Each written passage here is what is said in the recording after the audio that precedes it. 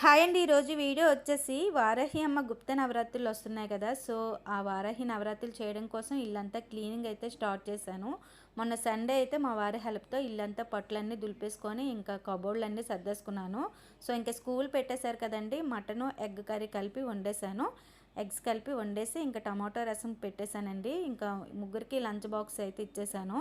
ఇంకా పిల్లలకి lunch box కట్టేస్తే పిల్లలు స్కూల్‌కి వెళ్ళిపోతే మనకు ప్రశాంతంగా అనిపిస్తుంది కదా! సో, టకటకమని అన్ని పనులు చేయగలుగుతాము. కౌంటర్ టాప్ మీదవన్నీ తీసానండి. ఒక్కొక్కటి అయితే క్లీన్ చేసుకుంటున్నాను.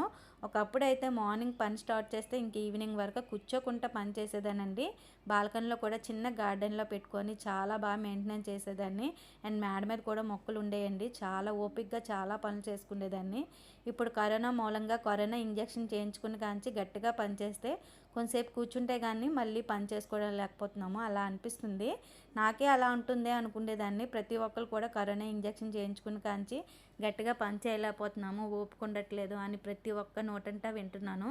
సో, అప్పటికి హెల్తీ ఫుడ్డే నేను తీసుకుంటానండి బాగాన. కాకపోతే పెద్దగా నీరసం ఏమి అనిపించదండి. అన్నీ చేసేసుకుంటాను. కాకపోతే ఒక్కసారి మాత్రం చెయ్యను. కొంచెం కొంచెం ఒక్కొక్క రోజు ఒక్కొక్క పని అనేది స్టార్ట్ చేస్తూ ఉంటాను. మొత్తం అన్నీ ఇలా క్లీన్ చేసుకున్నానండి. కౌంటర్ టాప్ ఎలా సర్దాను అనేది ఈ వీడియోలోనే పెడదాం అనుకున్నాను. కాకపోతే బయటికి షాపింగ్ ఉండే పని ఉంది. మా వదిన నేను షాపింగ్కి అయితే వెళ్ళామండి. సో, ఇవన్నీ క్లీన్ చేసుకొని బాగా ఆరబెట్టేసుకున్నాను అనమాట. నెక్స్ట్ వీడియో అయితే పోస్ట్ చేస్తానండి. కౌంటర్ టాప్ ఎలా సర్దాను ఏంటనేది. ఈ వీడియో నచ్చితే ఒక లైక్ చేయండి. అలానే కామెంట్ చేయండి. ప్లీజ్ అండి, మీరు కామెంట్ చేస్తేనే కదా నాకు తెలుస్తుంది. ఎంతమంది చూస్తున్నారు, కనీసం కామెంట్ చేయట్లేదు, లైక్ చేయట్లేదు. నాకు సపోర్ట్ చేసిన వాళ్ళు అవుతారండి. చూసిన వాళ్ళు ఒక లైక్ మాత్రం ఇవ్వండి.